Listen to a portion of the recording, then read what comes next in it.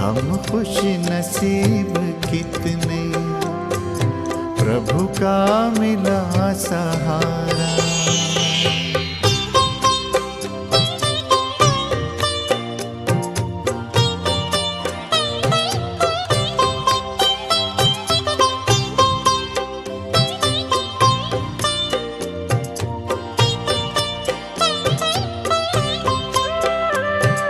सद्ज्ञान के लुटाए हम पर वो हीरे मोती, मेरी ही एक की क्या जग की जगाए ज्योति। सद्ज्ञान के लुटाए हम पर वो हीरे मोती, मेरी जग की जगाए ज्योति। हमें हर कदम पे देता शिक्षाओं का इशारा, हम हो गए उसी के, हम हो गए उसी के, वो हो गया हमारा हमारा। हम खुश नसीब कितने, प्रभु का मिला सहारा।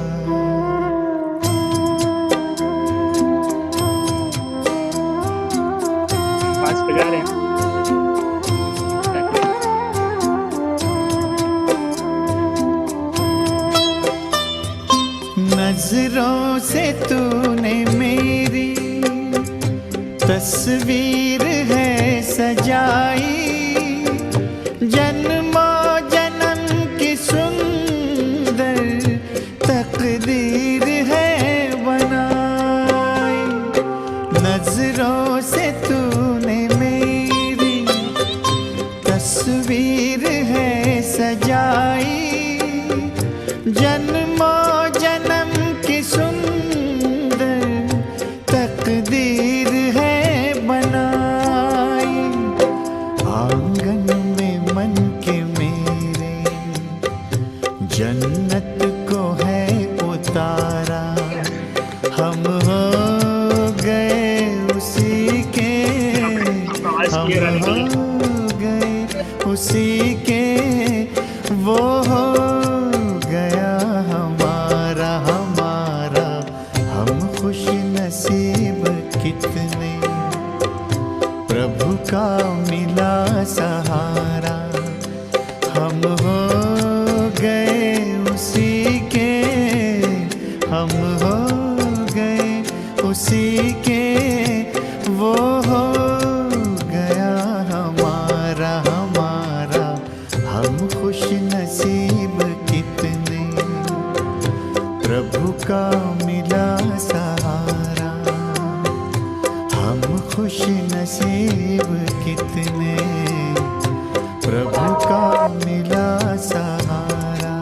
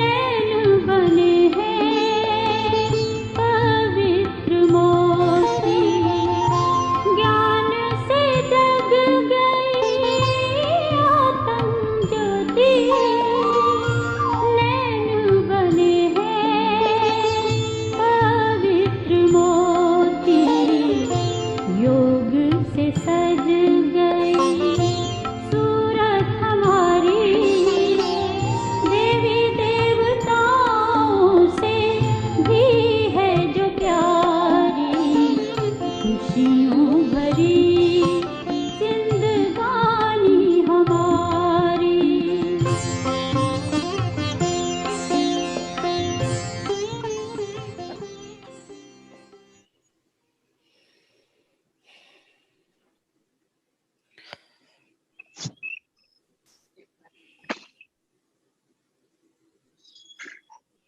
ओम शांति रोहित भाई। जी दीदी, ओम शांति। ओम शांति। आपको इस गुवाहाटी नगरी में बहुत बहुत बहुत बहुत फूलों के द्वारा थैंक यू दीदी, थैंक यू, स्वागत है। ओम शांति। थैंक यू दीदी, थैंक यू, थैंक यू। और आसाम का गमछा, हाँ इससे भी आपको जी दीदी ले लिया मैं। बहुत स्वागत है। जी थैंक यू दीदी, थैंक यू। रोहित भाई पहले भी ऑनलाइन में एक बार क्लास कराया था, आप सबको याद होगा। जी आप ज्ञान सरोवर में सेवा कर रहे हैं बहुत सालों से। आप सब जो रोटी खाते हैं उनका पूरा इंचार्ज है आप। बहुत अच्छी उस दिन भी क्लास कराई थी, कमेंट्री कराई थी। आज हम उनको अपने बीच पाकर बहुत खुश हैं। उन्हें आज हम सबको बहुत सुंदर ज्ञान रत्नों से सजाएंगे। खुश रहने की कला, हर इंसान खुश रहना चाहता है, लेकिन आज खुशी धीरे धीरे गायब होती जा रही है। पर बाबा के बच्चे कैसे सदा ही खुश रहें, अल्पकाल का नहीं लेकिन सदा ही खुश रहें, उसके लिए हमें क्या करना है, कैसे चलना है, किस तरह रहना है, आज रोहित भाई जी आप सबको इसके ऊपर पूरा विस्तार में समझाएंगे, ताकि भविष्य में आप कभी भी उदास न हो, निराश न हो, कभी भी खुशी गायब न हो इसके ऊपर। तो मैं रोहित भाई जी से अनुरोध करूंगी कि पुनः आप हम सबको अपने मुखारबिंद से खुश रहने की कला का ज्ञान हम सबको देंगे। ओम शांति। ओम शांति। परम आदरणीय राजयोगिनी, हम सब की बड़ी दीदी आदरणीय शीला दीदी जी, सभी टीचर बहनें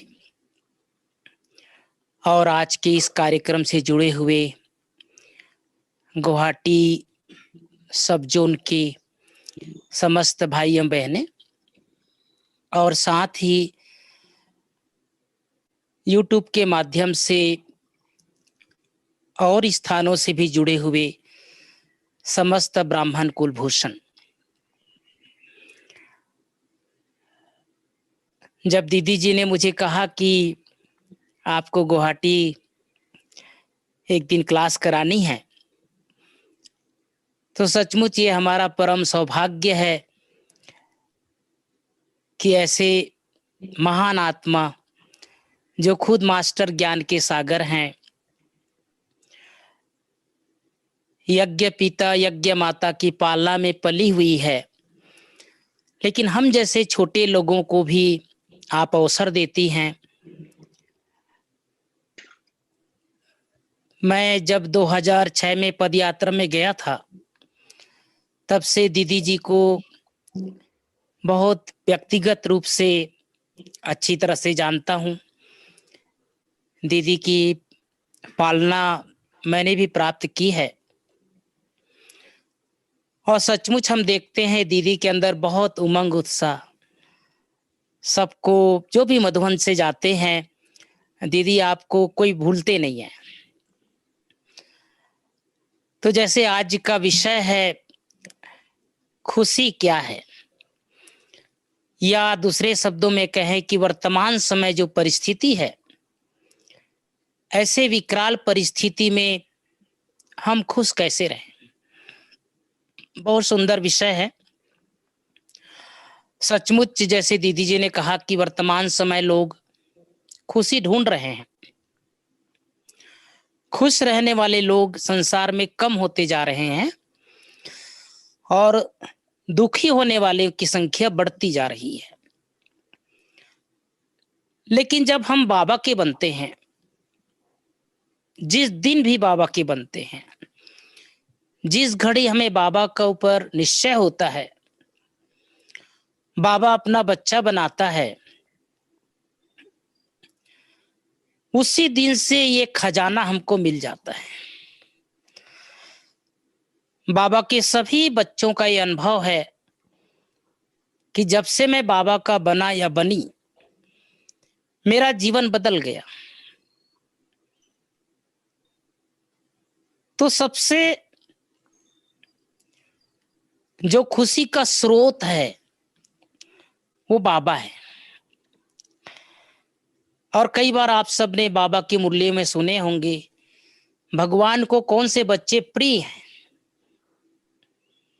जो खुश रहते हैं, जिनका चेहरा एकदम चीयरफुल, मुस्कुराता हुआ रहता है। बाबा कई बार लौकिक का उदाहरण देते हैं। जैसे लौकिक में कोई बच्चा, छोटा बच्चा घर में है और मम्मी अगर बाहर से आए और उस बच्चे को देखे मुस्कुराता हुआ, तो बच्चे को देख करके सभी लोगों के अंदर खुशी आ जाती है। तो बाबा भी हम बच्चों को सदैव खुश देखना चाहता है। कभी भी बच्चों का उदास चेहरा या मुरझाया हुआ चेहरा, गम वाला चेहरा भगवान को पसंद नहीं है। तो हम जब इतिहास में जाते हैं,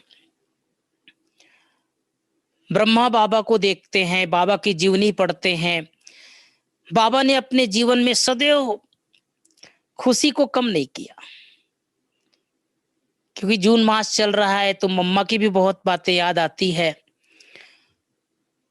और मम्मा सदैव मुस्कुराता हुआ चेहरा। हम सब ने अव्यक्त बाप दादा को देखा, गुलजार दादी जी को कई बार देखा हम सब ने। कितना इस चेहरा एकदम खुशनुमा। तो खुशी भी संसार में दो प्रकार की होती है। एक खुशी होती है प्रकट करने वाली खुशी और एक होती है आंतरिक खुशी। तो हमारी जो खुशी है वो आंतरिक खुशी है। अब तक जो हम ज्ञान में नहीं थे तो खुशी किसमें ढूंढते थे? साधनों में ढूंढते थे। मेरे पास एक अच्छा मकान हो जाए तो मैं बहुत खुशनसीब हो जाऊंगा। मेरे पास एक अच्छी गाड़ी आ जाए तो मैं एकदम खुश रहूंगा। या मेरा परिवार अच्छा हो जाए तो मैं बहुत खुश रहूंगा। या कोई स्टूडेंट है, वो चाहता है एक अच्छी नौकरी लग जाए मुझे, तो नौकरी लग जाएगी, उसके बाद मुझे खुशी रहेगी। कोई न कोई अपेक्षा रखते हैं और अपेक्षा रखने के कारण से वह जो खुशी होती है वो अल्पकाल की खुशी होती है। लेकिन हम जो बाबा के बच्चे हैं, बाबा ने हम सबको हर हाल में खुश रहना सिखाया है। इसलिए बाबा की मुरली में कई बार, आज भी कई बातें बाबा ने याद दिलाया सवेरे, अव्यक्त बाबा ने। उसमें एक बात, मूल बात यह थी कि हर एक की विशेषता देखनी है। अगर हम दूसरों की विशेषताएं देखते रहेंगे तो हम विशेषता संपन्न बन जाएंगे। क्योंकि जून मास में मम्मा की बहुत सारी बातें हमें याद आती है। मुझे पढ़ने का, किताबें पढ़ने का थोड़ा शौक शुरू से रहा है। मम्मा के बारे में थोड़ा पढ़ रहा था, क्योंकि साकार में जब मम्मा थी तो भारत में कई सेंटरों पे चक्कर लगाती थी। एक सेंटर में गई थी मम्मा, तो क्लास कराने के बाद सबको टोली दिया और टोली देने के बाद सब लोग चले गए। सबके जाने के बाद एक माता बैठी रह गई। तो मम्मा ने कहा कि सब लोग चले गए, तुम कैसे बैठी हो? तो उस माता ने कहा, मम्मा मेरा पति जो है ना मुझे बंधन डालता है, मुझे रुकावट डालता है, मुझे सेंटर आने के लिए मना करता है। अभी मैं जब जाऊंगी तो मेरे ऊपर बहुत क्रोध करेंगे, गुस्सा करेंगे। तो मम्मा ने कहा, नहीं नहीं आज नहीं करेंगे, आज आप जाओ, आज नहीं करेंगे। तो मम्मा के वो वरदानी बोल सुन करके वो माता जी बहुत खुश हो गई। और जब घर गई तो सच में उसके पति ने गुस्सा नहीं किया, जबकि प्रायः वो गुस्सा बहुत करता था। तुम ब्रह्मा कुमारी में चले गए, तुम सेंटर चले गए, घर का काम धाम छोड़ के चली जाती हो। तो उसके पति ने कहा कि मैं आज तुम्हारे सत्संग में आया था। तो कहा, अच्छा आए थे, तो कहाँ बैठे थे? बोले, नहीं ऊपर जगह नहीं था तो मैं नीचे सीढ़ी में बैठा था, और आपकी जो मातेश्वरी आई है उससे नहीं मिल पाया मैं। तो उस माता ने कहा कि ऐसा है, अभी मातेश्वरी जी इधर ही है, आप चलिए कल। तो वो उसका पति आया, और पति जैसे आया तो मातेश्वरी के स्वरूप को देखा और उसके चरणों में मम्मा के चरणों में गिर गया। वो जैसे मम्मा का साक्षात्कार होने लग गया, दुर्गा स्वरूप का, संतोषी स्वरूप का, सरस्वती स्वरूप का साक्षात्कार होने लग गया। तो ऐसे जो आत्माएं जो विरोधी होते थे उनको भी मम्मा अपने दृष्टि से, अपने बोल से उनका जीवन बदल देते थे। ऐसी एक छोटी सी और कहानी, स्टोरी है मम्मा के बारे में। मम्मा एक बार बेंगलोर गई थी, वहां दादी चंद्रमणि की बड़ी बहन हृदय पुष्पा दादी जी रहती थी। और जब मम्मा वहां गई तो मम्मा का खूब वहां पर स्वागत सत्कार किया। और चूंकि नए नए सेवा केंद्र होते थे तो दादी जी ने सबको कहा कि माउंट आबू से दुर्गा माँ आ रही है, दुर्गा माँ आ रही है, जगदम्बा आ रही है। तो बहुत सारे लोग देखने के लिए, उनके सहाव भगत के लिए, उनके स्वागत सत्कार के लिए सब तैयार हो गए। और मम्मा आ रही है, जगदम्बा आ रही है, तो कईयों ने अपना हाल दे दिया, कईयों ने रूम दे दिया, और पूरा प्रोग्राम बहुत अच्छी तरह से सफल हुआ। तो जब मम्मा को माउंट आबू आने का समय हुआ तो दादी को कहा कि दादी, हृदय पुष्पा दादी को कहा कि तुम जहां रहती हो सेंटर वो कहाँ है? तो दादी की इच्छा नहीं थी मम्मा को दिखाने का, क्योंकि एक ही छोटा सा रूम था, उसी रूम में रहती थी, उसी एक ही रूम में खाना बनाती थी, एक ही रूम में कोर्स कराती थी, उसी रूम में सोती थी, एक ही रूम होता था।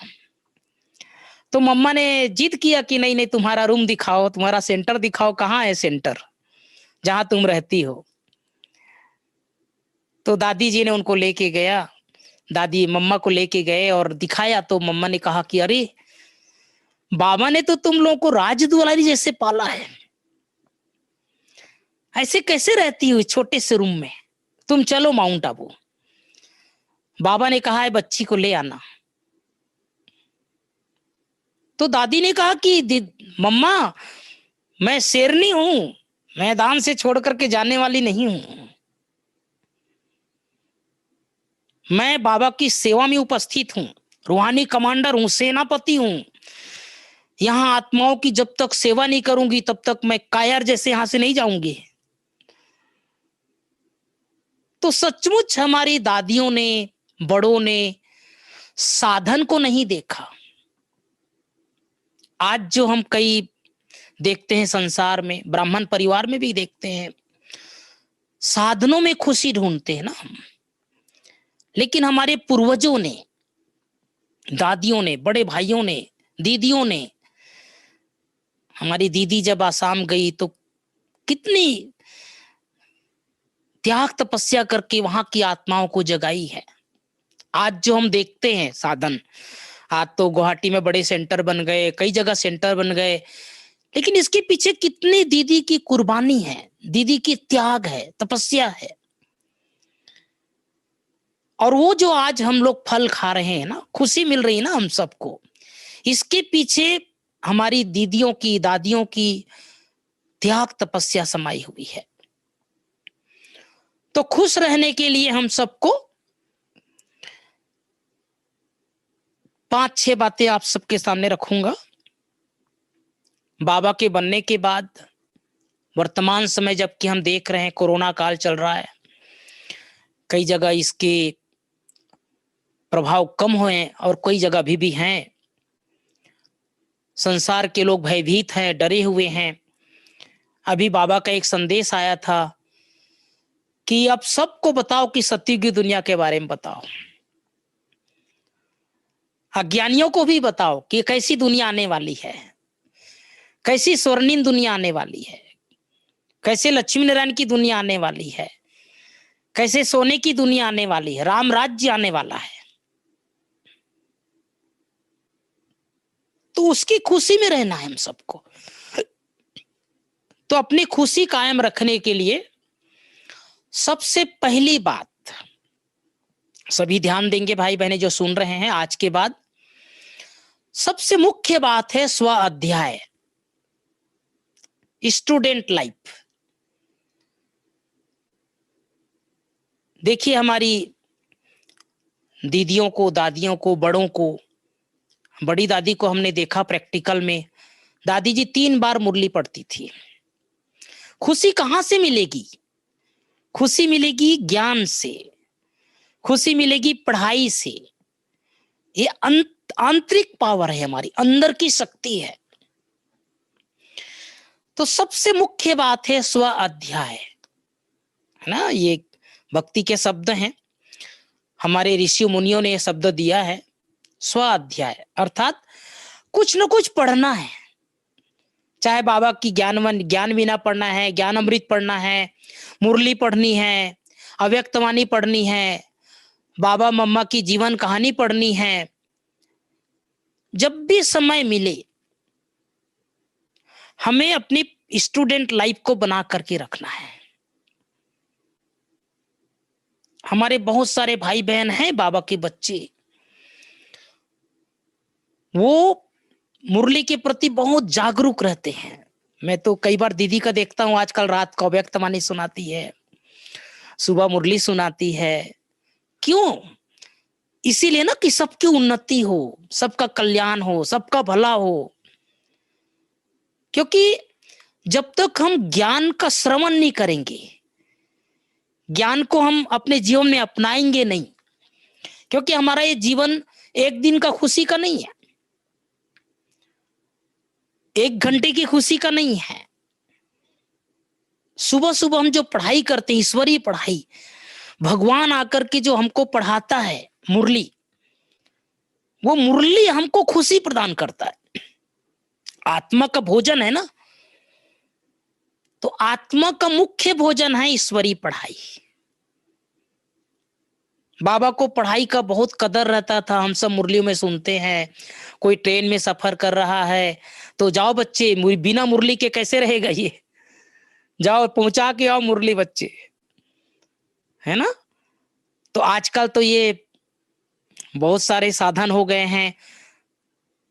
जब भी आप YouTube खोलेंगे, अनेक मुरली, अनेक सेंटर की मुरली, जो बाबा ने पहले कहा है। टीवी खोलोगे, मोबाइल खोलोगे तो आपको जगह जगह बाबा का ज्ञान दिखाई देगा। अब कोई कहीं का भी, अभी कुछ दिन पहले बाबा ने कहा था कहीं भी किसी भी सेंटर में जाके पढ़ सकते हो, लेकिन विधिवत पढ़ना है। कई हमारे बाबा के बच्चे, अभी भी मैं कईयों को फोन करता हूं, लॉकडाउन में घर में हैं, लेकिन कैसे पढ़ाई करते हैं, बकायदा पूरा ड्रेस पहन करके, बैज लगा करके, डायरी पेन ले करके 1 घंटा तक, 1 घंटा हमको बिल्कुल भगवान का स्टूडेंट बन करके पढ़ना है। ये नहीं कि सेंटर में तो नहीं जा रहे हैं दीदी, घर में है ना, कभी भी मुरली पढ़ लेते हैं दीदी। दीदी मैं तो एक दिन पहले ही पढ़ के सो जाती हूँ दीदी। नहीं, जो मुरली का टाइम है, जो हमारा स्टूडेंट पढ़ाई का समय होता है, सुबह का समय, जिस समय सेंटर में मुरली चालू हो रहा है, जिस समय हम ऑनलाइन बैठ रहे हैं, बकायदा 1 घंटा स्टूडेंट बन करके बैठे। ये बहुत जरूरी है। कोई देख रहा है नहीं देख रहा है, कोई बोल रहा है नहीं बोल रहा है, इसकी जरूरत नहीं है। हमारी चेकिंग खुद करनी है हमको, क्योंकि बाबा ने कहा है, अभी आप सबने संदेश सुना होगा 11 मार्च का, 11 जून का, जब से दादी अव्यक्त हुई है, गुलजार दादी जी, हर महीना 11 तारीख को दादी को भोग लगाया जाता है, हर महीना 11 तारीख को। तो बाबा ने कहा बच्चों को एग्जाम से पहले थोड़ा छुट्टी मिला है। कितनी सुंदर बात है ना, कि एग्जाम जो होने वाला है, फाइनल एग्जाम, जैसे लौकिक दुनिया में भी अगर कोई स्टूडेंट होता है और उसकी पढ़ाई का लास्ट समय आ जाता है, एग्जाम चालू होने वाला है, तो बच्चों क्या करते हैं, थोड़े दिन फ्री हो जाओ बच्चे, अपना अपना पढ़ाई करो घर में, डायरेक्ट एग्जाम देने आना। तो ये जो समय मिला है लॉकडाउन के कारण, परिस्थिति के कारण, ये फाइनल एग्जाम की तैयारी के लिए मिला है। फिर हमको समय नहीं मिलेगा। फिर अगर मान लो हमारे सामने कोई परिस्थिति आई, कोई बातें आई, कोई विघ्न आया, तो अगर हमारी तैयारी नहीं रहेंगी तो दुखी होंगे। सुख के अलावा, खुशी के अलावा, हर शब्दों का अपोजिट भी होता है। खुशी का अपोजिट गम होता है। तो हमें अब गम में नहीं जीना है, और गम को भुलाने के लिए, गम से दूर रहने के लिए, हमारे जीवन के जो आत्मा के जो मूल संस्कार खुशी के हैं, उसको धारण करने के लिए रोज नियमित रूप से पढ़ाई पढ़नी है। तो सबसे पहली मुख्य बात है स्व अध्याय। ईश्वरीय पढ़ाई पढ़नी है और दूसरों को पढ़ानी है, पढ़ानी भी है, एक दूसरे को खुशी बांटनी है। बाबा ने कहा है जो चीज जितना बांटोगे उतना बढ़ेगा। तो ज्ञान जो धन है बाबा का, ये ज्ञान धन को दूसरों को भी बांटना है। मान लो आप किसी से फोन में बात कर रहे हैं, 2 शब्द आत्मा का बातें सुना दो। किसी से भी, कोई लौकिक दुनिया में भी है जो ज्ञान में नहीं चल रहे हैं, उनका हालचाल पूछ लो, कुछ अच्छी उमंग उत्साह की बातें सुना दो। अब हमारे पास निगेटिव बातें करने का, निगेटिव बातें बोलने का ये चैप्टर खत्म हो जाए। अब हमने जन्म जन्म ये सब कर लिया है ना, अब ये सब नहीं करना है। तो स्वाध्याय। दूसरा, अपने खुशी को कायम रखने के लिए दूसरा मुख्य बात है स्वचिंतन। स्वचिंतन। बाबा ने कई बार कहा है, बच्चे अपनी घोट तो नशा चढ़े। अपनी घोट, अपना चिंतन करना है, स्वचिंतन। मुरली पढ़ लिए, ज्ञान सुन लिए, कुछ अच्छी बातें धारण कर लिया, अब उसका थोड़ा समय निकाल करके 5 मिनट 10 मिनट एकांत में जाकर के चिंतन करें। बाबा कई बार गाय का उदाहरण देते हैं। गाय घास खाती है और उस घास को जुगाली करती है। जुगाली करने के बाद वो अपना हो जाता है, उसका एक एनर्जी बनती है, शक्ति बनती है। तो शक्ति बनाने के लिए, खुशी को शक्ति बनाने के लिए, खुशनुमा जीवन जीने के लिए स्वचिंतन आवश्यक है। अब पर चिंतन नहीं करना है, प्रभु चिंतन करना है। पर दर्शन नहीं करना है, स्वदर्शन करना है, अपना चिंतन। क्योंकि कई बार क्या होता है कि अगर किसी ने कुछ कह दिया, आपकी महिमा कर दिया, तो आप बहुत खुश। लेकिन कुछ लोग ऐसे भी होते हैं जो हमारी अवस्था को थोड़ा ऊपर नीचे करने के लिए, टेस्ट करने के लिए बोल देते हैं, अरे कुछ ग्लानि भी कर देते हैं, कुछ निगेटिव बातें ही बोल देते हैं। तो हम सोडा वाटर ना बन जाए कि हम एकदम नीचे आ जाएं। अपना चिंतन करते रहेंगे, स्वचिंतन करते रहेंगे तो आत्मा खुश रहेगी। और उसके लिए थोड़ा समय निकालें, छत में चले जाएं, कहीं एकांत में चले जाएं। मुझे याद है जब मैं एक बार इंदौर से आया था, हमारे इंदौर जोन में हमारे जो जोन के संचालक थे ओम प्रकाश भाई जी, मैं ज्ञान सरोवर आने से पहले इंदौर में था 5 साल तक समर्पित रूप से। तो मधुबन आया एक बार, 1990-91 की बात है। तो भाई जी ने कहा कि मुरली के बाद दादी जानकी यहाँ थी ज्ञान सरोवर पांडव भवन में। तो मुझे बोला कि दादी को देख करके आओ, मैं मिलना चाहता हूँ। तो मैं दादी के कमरे में गया इंद्रप्रस्थ में। तो बाहर से दरवाजा बंद था और दादी के एक छोटी ब्राह्मणी, उस समय छोटी एक और ब्राह्मणी थी, वो बाहर बैठी हुई थी। तो मैंने कहा दादी जी को मिलना था भाई जी से, भाई जी को मिलना था दादी जी से। तो दादी जी अभी नहीं है। तो मैं वापस थोड़ा वही घूमता रहा शांति स्तंभ के सामने, योग करता रहा।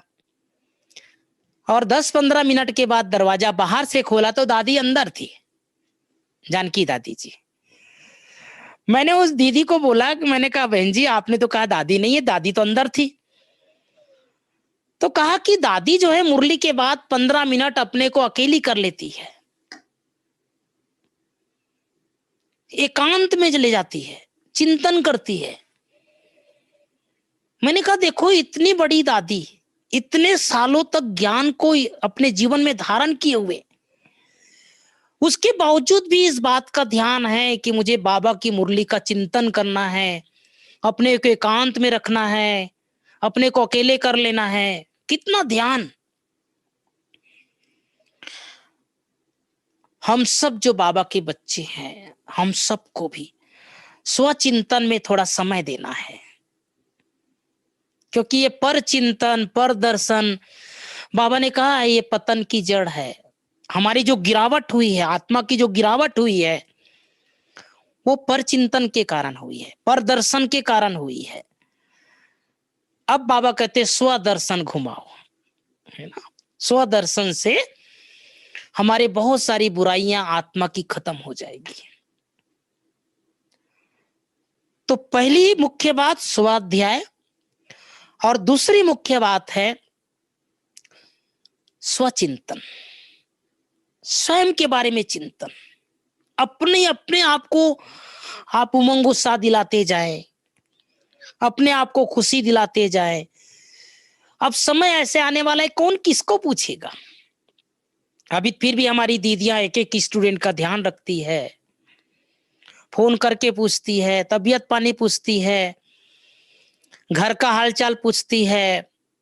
लेकिन एक समय ऐसा आएगा कि ये प्रथा भी धीरे धीरे करके कम हो जाएगी।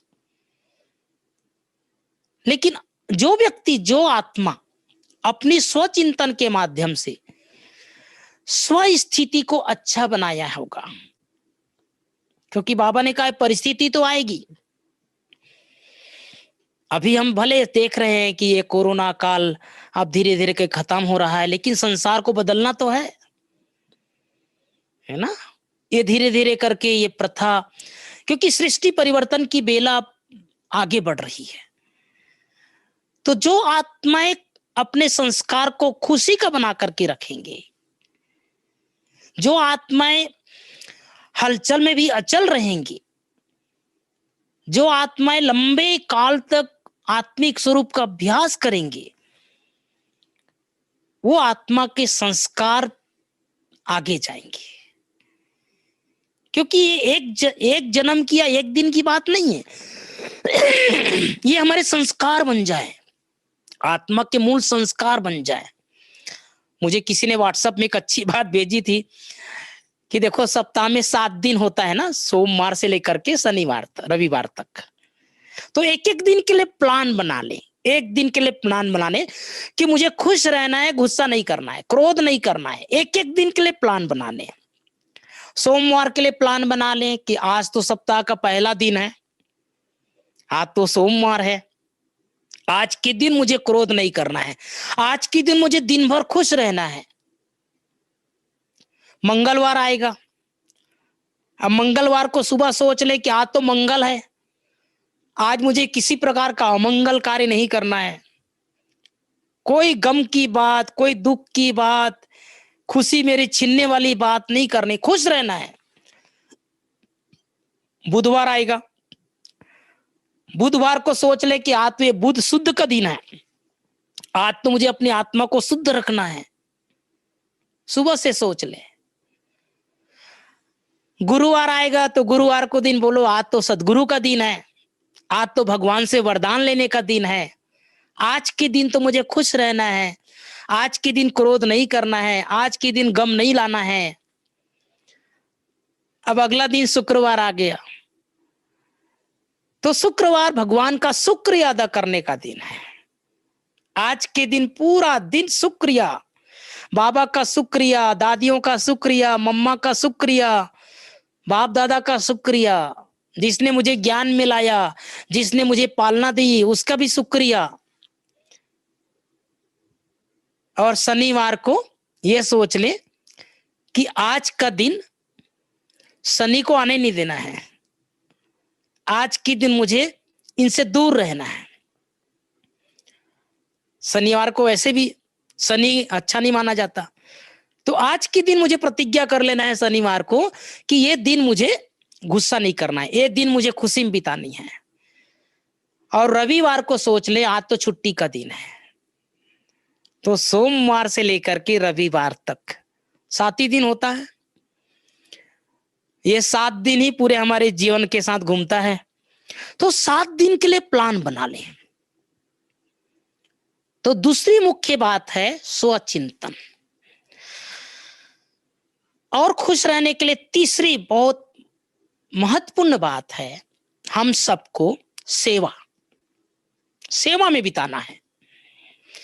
देखो, सेवा हम सबको खुशी देती है, चाहे हम तन से सेवा करते हैं, चाहे हम मन से सेवा करते हैं, चाहे धन से सेवा करते हैं।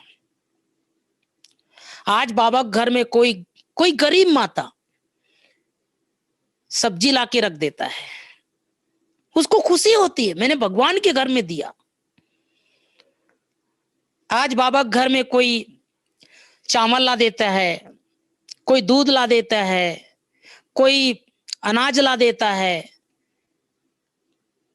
तो जो आत्मा बाबा के घर में सेवा करेगा तो सेवा से मेवा मिलती है।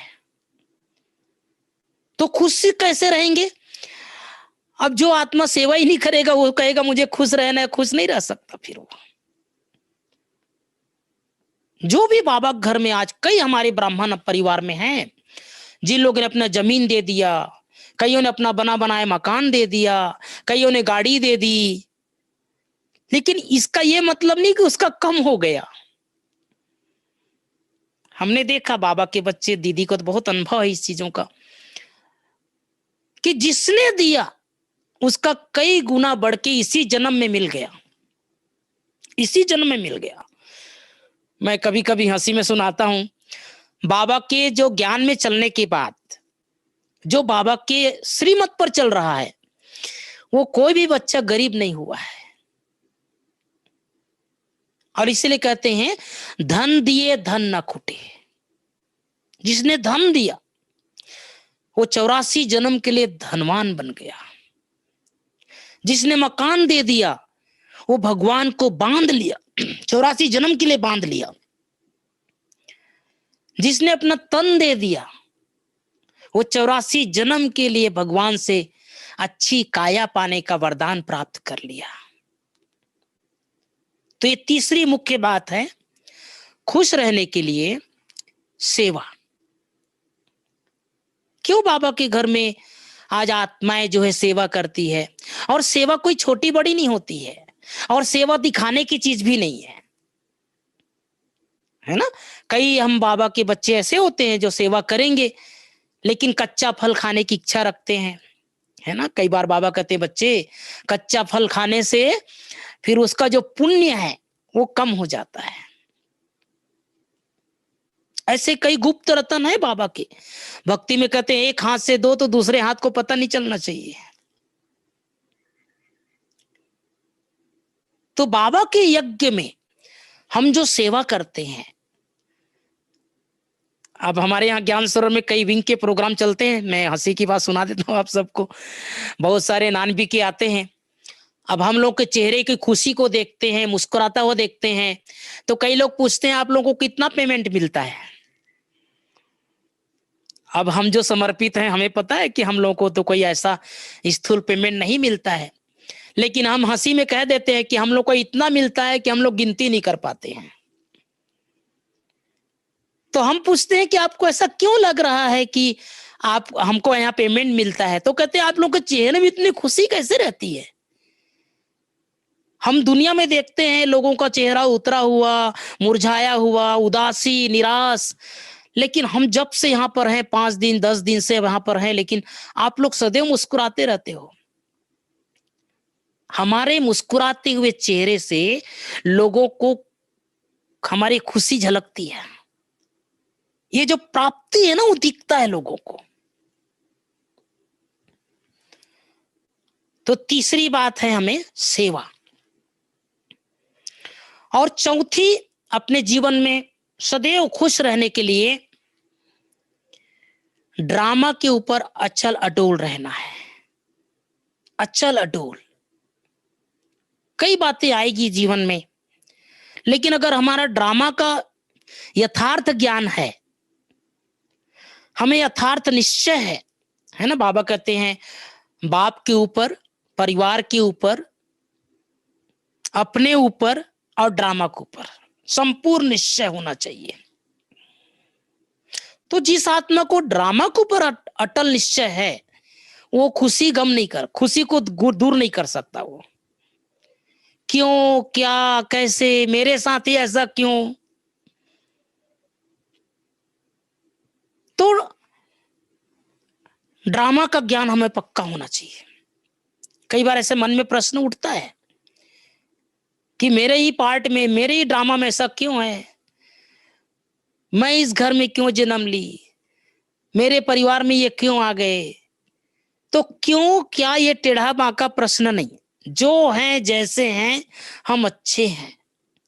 अपने भाग्य का गुणगान करो। कम से कम इस जन्म में भगवान तो मिल गया, बाबा मिल गया। तो कोई भी बड़ी बात आ जाए, बाबा का एक शब्द होता है, बड़ी बात को छोटा बना दो और छोटी बात को समाप्त कर दो। तो ड्रामा के ऊपर हम सबको बहुत अटूट निश्चय होना चाहिए। खुशी का आधार ड्रामा का सत्य ज्ञान। और एक बात हमने जीवन में ध्यान रखना है, भय मुक्त रहना है। भय मुक्त। बहुत सारे लोगों को बहुत सारे चीजों का भय रहता है। निर्भयता रखनी है। निर्भयता। मेरा भविष्य क्या होगा, है ना। कई जो हमारी बहनें समर्पित हो जाती है, कई भाई समर्पित हो जाते हैं। दुनिया वाले कहते हैं अरे जब बुजुर्ग हो जाएगा तुम्हारा कौन ध्यान रखेगा। विनाश का कईयों को भय रहता है, कईयों को मृत्यु का भय रहता है, बीमारी का भय रहता है। दूसरे को बीमारी हो जाती है तो सोचने लग जाते हैं मुझे ना हो जाए। दूसरे की बात सुन करके अपनी खुशी गायब कर लेते हैं। एक व्यक्ति था, उसको हमेशा मृत्यु से डर लगता था। वो हमेशा जब भी किसी की मृत्यु सुनता था तो वो सोचता था अरे मुझे भी मरना पड़ेगा, तो डर जाता था वो।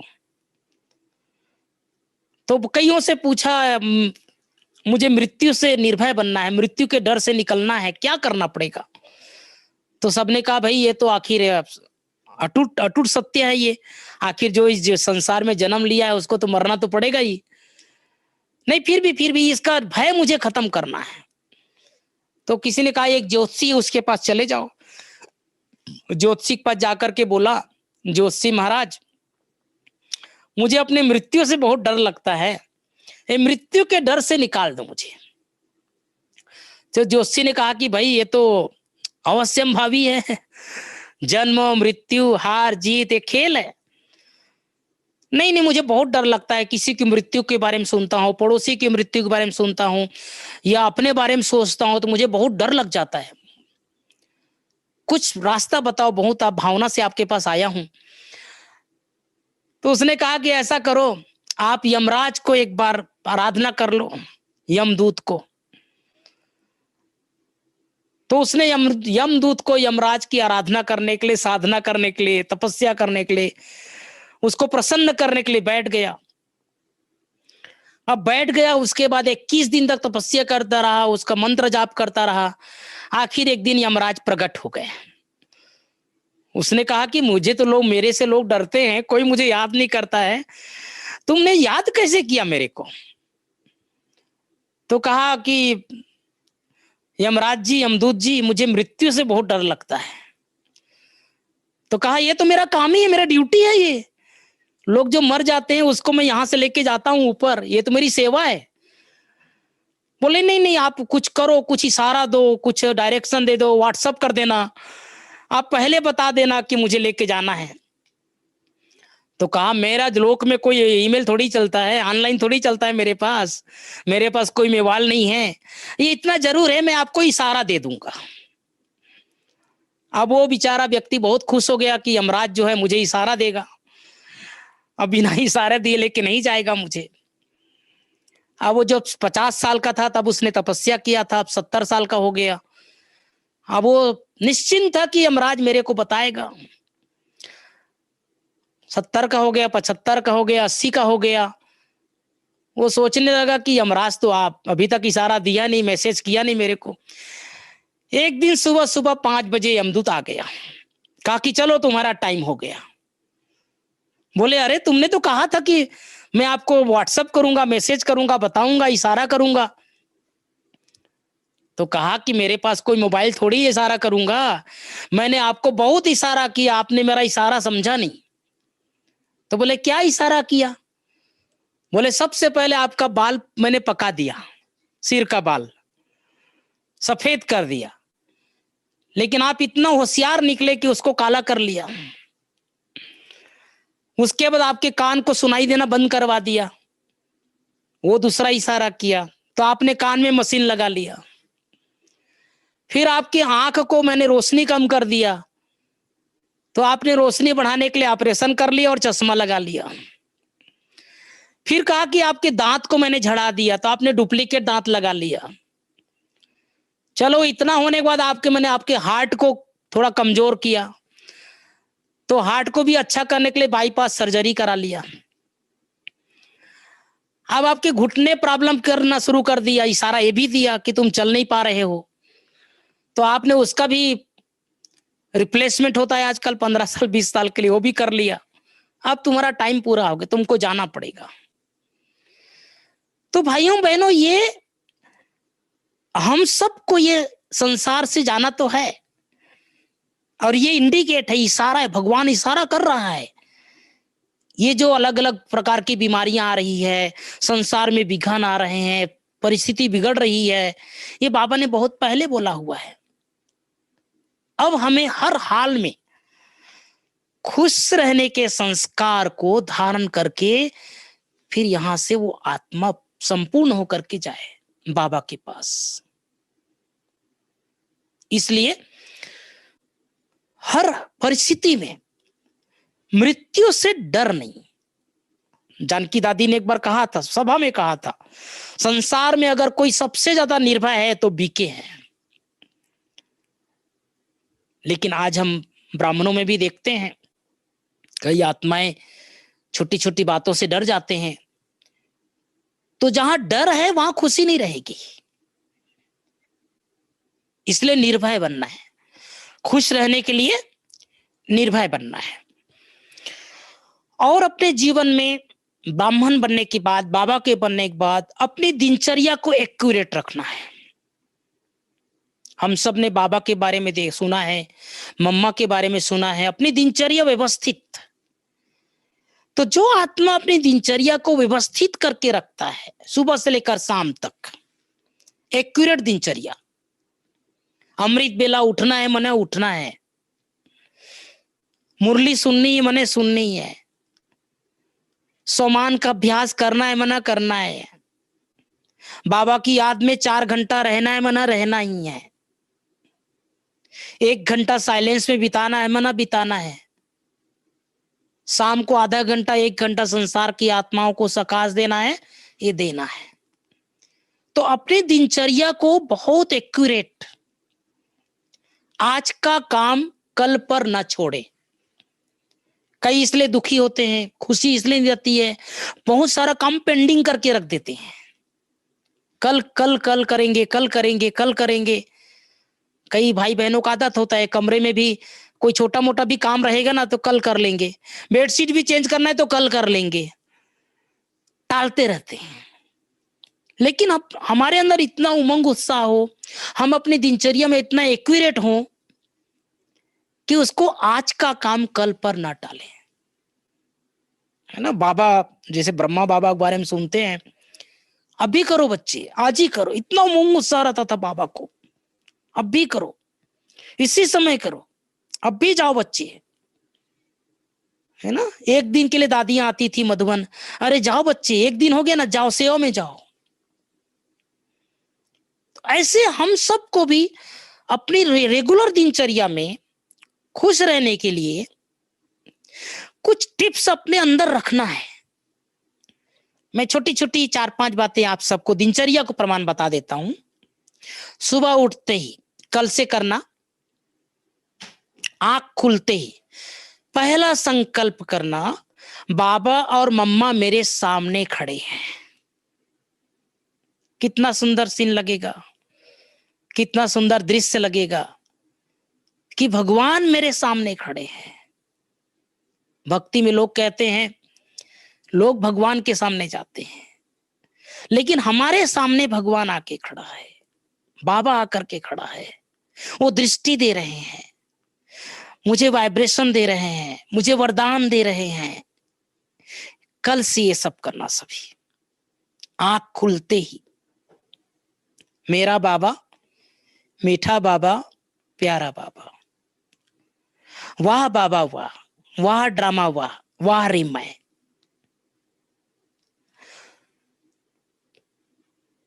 जब भी आप उठें 5 मिनट कोई संकल्प नहीं, मैं और मेरा बाबा, बाबा और मम्मा वरदानी हाथ के साथ मेरे सामने खड़े हैं। आप परमधाम मत जाओ 1 महीना भी, आप सूक्ष्म वतन मत जाओ। आंख खुलते ही बाबा मम्मा मेरे सामने हैं। बाद में जाओ बाबा के साथ ऊपर, लेकिन आंख खुलते ही पहला संकल्प। जैसे बच्चे को उठाने के लिए कौन आते हैं, आपने घरों में देखा होगा, हम सब छोटे बच्चे थे, हमको उठाने के लिए मम्मी आती है ना, पापा आते हैं, मम्मी आती है। हमारे मम्मी पापा उठाने के लिए मेरे सामने आए हैं, मेरे पास में खड़े हैं, मुझे उठा रहे हैं, मुझे दृष्टि दे रहे हैं। कितना खुश हो जाएंगे ना हम। तो उठते ही हम खुशी को धारण कर लें।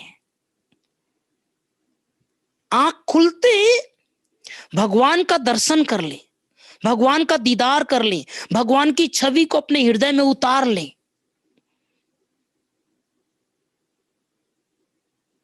पहला काम।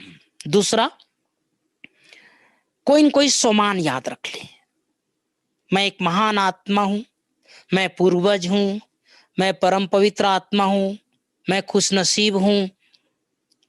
एक बार ऐसे ऐसे कर ले, और मेरे जैसे भाग्यवान कोई नहीं, मेरे जैसे भाग्यवान कोई नहीं, मेरे जैसे भाग्यवान कोई नहीं। उठते ही, आंख खुलते ही अपने श्रेष्ठ भाग्य को याद करें, तो गम, उदासी, निराशा सब खत्म हो जाएगा। इसके बाद जैसे मैंने बताया, सारा दिन भगवान मेरे साथ है, इस फीलिंग को बढ़ाना है। बाबा मेरे साथ है, भगवान मेरे साथ है, मैं अकेली नहीं हूं, मैं अकेला नहीं हूं, मेरे साथ स्वयं भगवान है। चलते फिरते उठते बैठते उसकी छत्र छाया मेरे ऊपर है।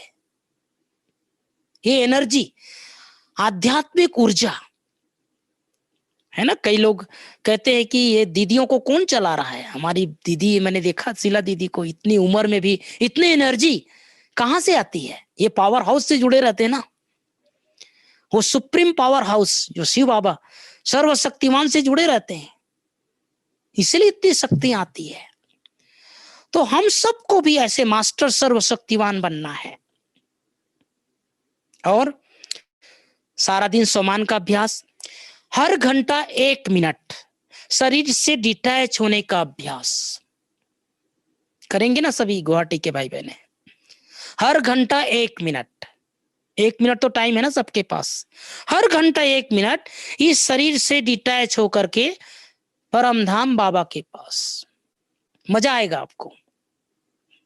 और कुछ भी खाएं पिए, चाय पानी दूध नाश्ता भोजन, 15 सेकंड दृष्टि दें। 15 सेकंड, ये परमात्मा के द्वारा दिया हुआ भोजन है, इसमें परमात्मा एनर्जी जा रही है, ये दवाई का काम करेगा। हमारा जो श्रेष्ठ संकल्प है,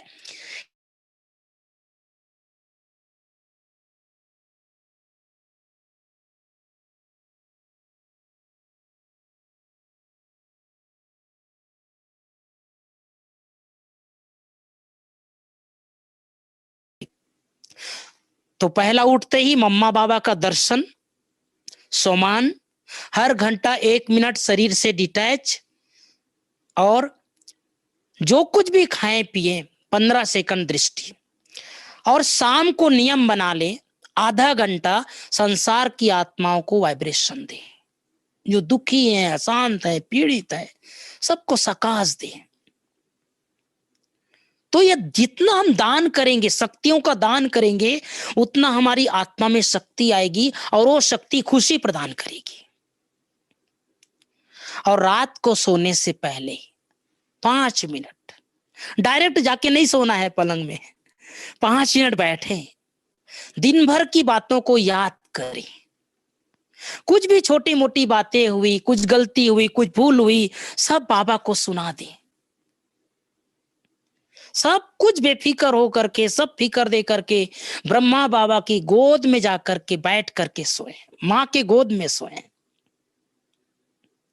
तो ये दिन भर की दिनचर्या अगर हमारा एक्यूरेट रहेगा, बाबा की याद बनी रहेगी, तो सचमुच हमारे अंदर खुशी बढ़ती जाएगी, है ना। ये हम खुश नहीं रहेंगे तो कौन रहेगा। बाबा ने कहा हर एक की विशेषता को देखना है। आज भी बाबा ने बोला, कोई 16,000 वाली आत्मा, लास्ट वाली आत्मा भी मेरा बाबा तो कहा। तो आज से नियम बना ले, मुझे किसी का भी अवगुण नहीं देखना है, किसी का भी परचिंतन नहीं करना है, किसी का भी परदर्शन नहीं करना है। हर एक विशेष है, कम से कम भगवान को तो जाना है, भगवान को पहचाना है, ब्राह्मण है। इस तरह से अपने दिनचर्या में ये सब चीज को, बात को धारण करेंगे। स्वाध्याय, स्वनिश्चय, स्वचिंतन, दिनचर्या एक्यूरेट, भय मुक्त जीवन, और सुबह से लेकर शाम तक ये सब जो अभ्यास आप सबको बताए, ये सब करते रहेंगे, तो मेरा ऐसा विश्वास है कि हमारे अंदर खुशी बढ़ती जाएगी। जितनी खुशी रोज बाबा कहते हैं कल खुशी है तो आज उससे बढ़ जाए, कम ना हो, ऊपर नीचे होते ना रहे। अब चलने का समय, उड़ने का समय आ गया है। अभी हम सभी 5-7 मिनट 4 धाम की यात्रा करेंगे, सबको मधुबन लेकर के आएंगे। जो भी भाई बहन जुड़े हैं सब अटेंशन से बैठ जाएं, फरिश्ता ड्रेस धारण कर ले।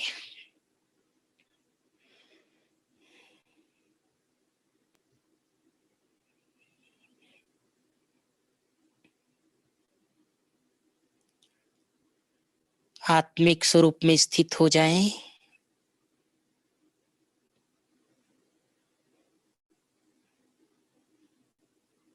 लाइट का शरीर उड़ता पंछी बनकर सभी पांडव भवन पहुंच जाएं।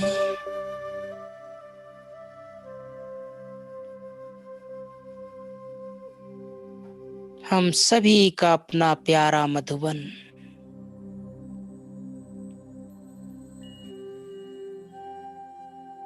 तीर्थ स्थान,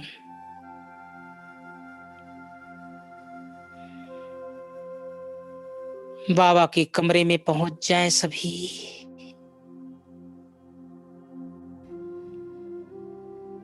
साकार में बाबा को देखें। ब्रह्मा बाबा, बाबा अपने पलंग पर बैठे हुए हैं।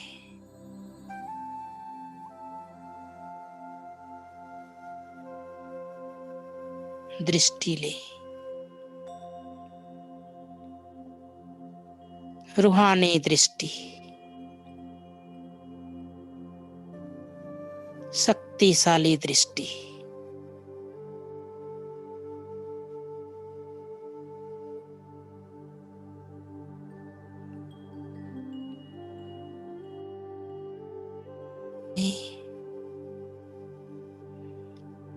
बाबा की गोद में बैठ जाएं। छोटा बच्चा बन जाएं।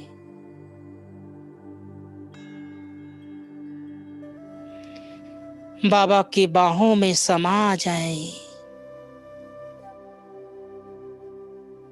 लिपट जाएं।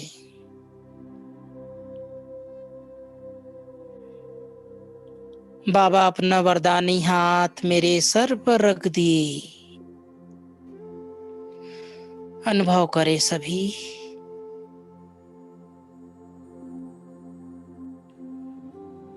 मेरा अंग अंग शीतल।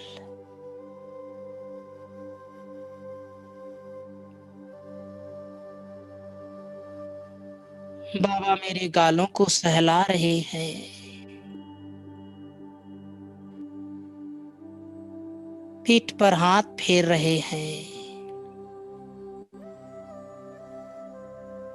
कितना प्यार कर रहे हैं।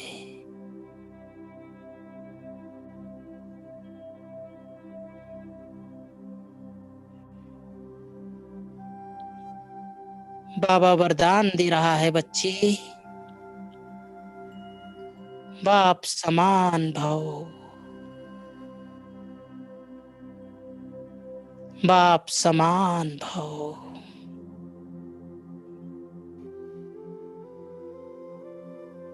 बाबा के कमरे से निकलकर झोपड़ी में पहुंच जाएं, कुटिया में।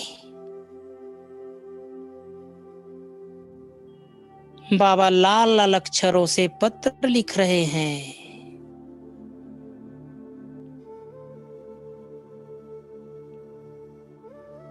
रूह रिहान करें।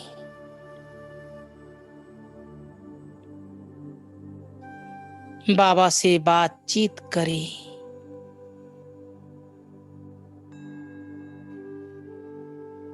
प्यारे बाबा, मैं जो हूं जैसा हूं आपका हूं।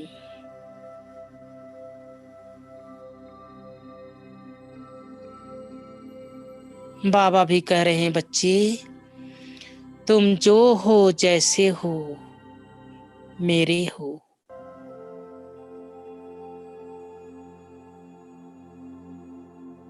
सारा फिकर बाबा को दे दे।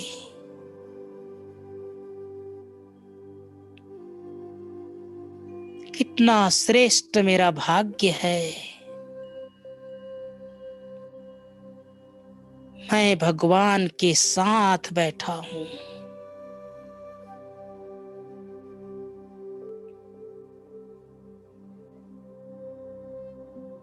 बाबा वरदान दे रहा है बच्चे, स्नेह स्वरूप भव। स्नेह स्वरूप भव। कुटिया से निकलकर हिस्ट्री हॉल पहुंच जाएं। सामने बाबा और मम्मा देखें। कभी बाबा से दृष्टि ले, कभी मम्मा से।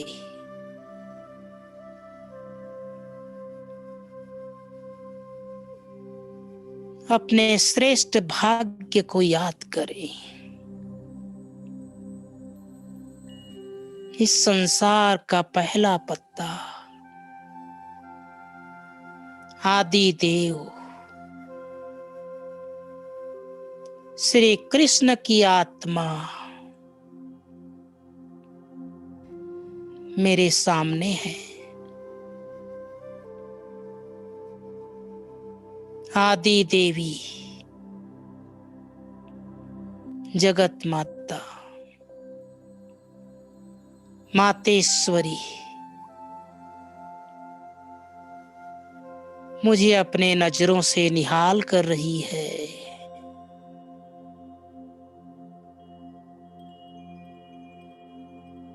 बाबा और मम्मा के सानिध्य का अनुभव करें।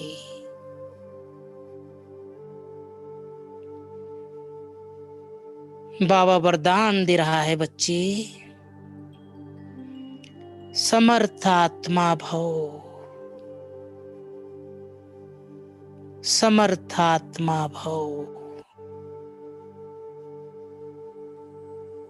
हिस्ट्री हॉल से निकलकर शांति स्तंभ पहुंच जाएं सभी। शांति स्तंभ का 5 बार चक्र लगा लें। टावर ऑफ पीस,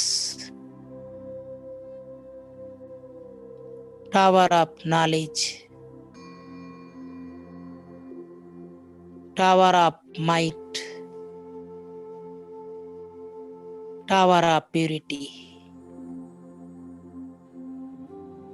शांति स्तंभ, ज्ञान स्तंभ, शक्ति स्तंभ, पवित्रता का स्तंभ।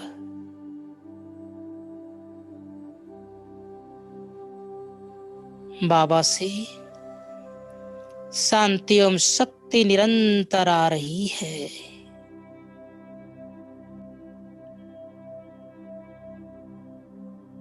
मैं सर्व खजाने से भरपूर होती जा रही हूँ।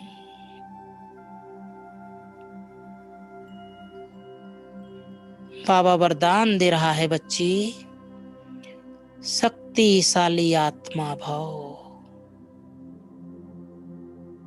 शक्तिशाली आत्मा भव।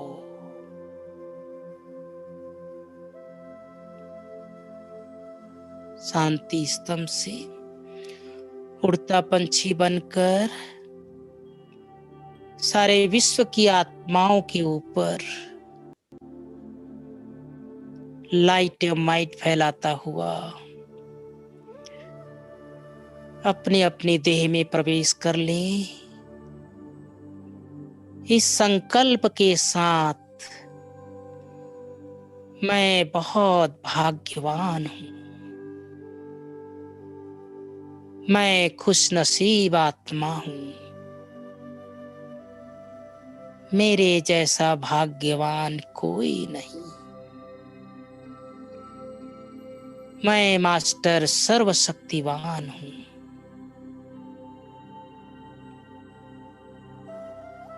ओम शांति, ओम शांति,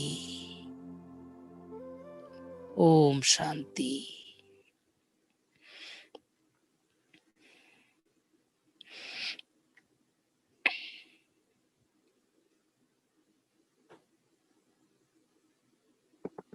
ओम शांति। रोहित भाई जी, बहुत सुंदर आपने हम सबको खुश रहने की कला का ज्ञान दिया। बहुत अच्छा लगा, इतना समय दिया और सुंदर कमेंट्री कराकर योग भी कराया, चारों धाम की सबको यात्रा भी करा दी। यहाँ बैठे बैठे सभी 4 धाम में पहुंच गए। तो बहुत बहुत आपको शुक्रिया, बहुत धन्यवाद। थैंक्स आपको जो इतना समय दिया, बहुत अच्छा लगा। इन शब्दों में आपको धन्यवाद को। आपको धन्यवाद दीदी, आपने अवसर दिया उसके लिए। हाँ, आपने अवसर दिया दीदी, उसके लिए धन्यवाद। थैंक यू जी ओम शांति। फिर ओम शांति। मिलेंगे, मधुबन जी आएंगे तब मिलना होगा जरूर। जी दीदी, ठीक जी है। थैंक यू ओम दीदी, thank Shanti. You. Om Shanti. जी।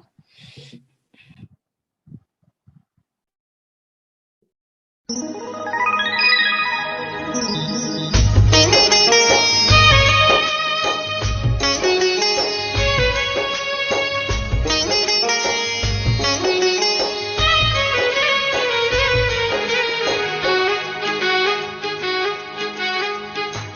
खुशी में गा रहा है वाह बाबा वाह, गोद में मिली है हमको आपकी पनाह, गोद में मिली है हमको आपकी पनाह।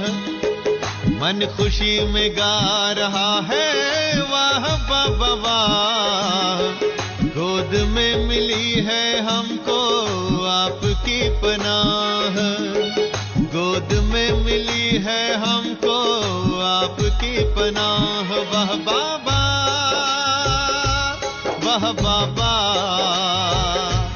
वाह बाबा।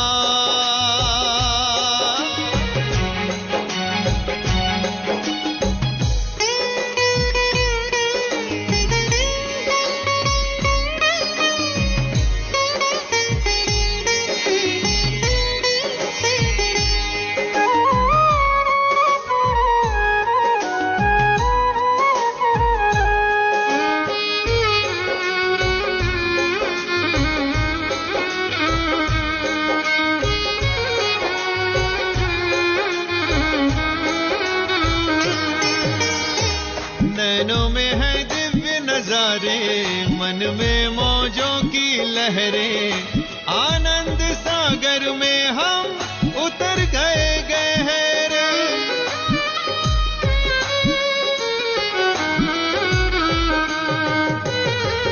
नैनों में है दिव्य नजारे, मन में मौजों की लहरें, आनंद सागर में हम उतर गए गहरे। अपार खुशी मिली है हमको, रही ना उसकी थाह, रही ना उसकी थाह, रही ना उसकी थाह, रही ना उसकी थाह। वाह बाबा वाह बाबा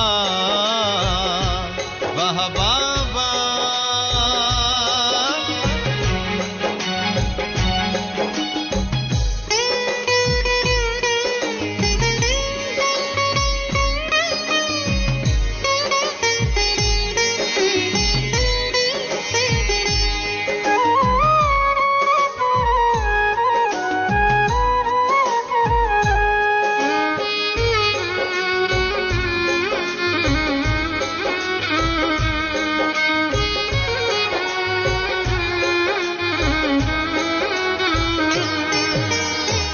प्रभु प्रेम का आशियाना जब से हमें मिला है, उम्मीदों के फूल खिले हैं, गुलशन खिला खिला है।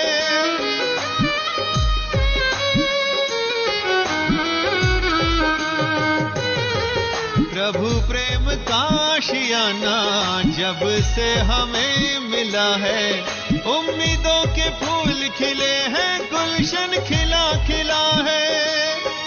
जीवन जगमग हो गया, रोशन हो गई राह, रोशन हो गई राह, रोशन हो गई राह, रोशन हो गई राह। वाह बाबा वाह बाबा वाह बाबा।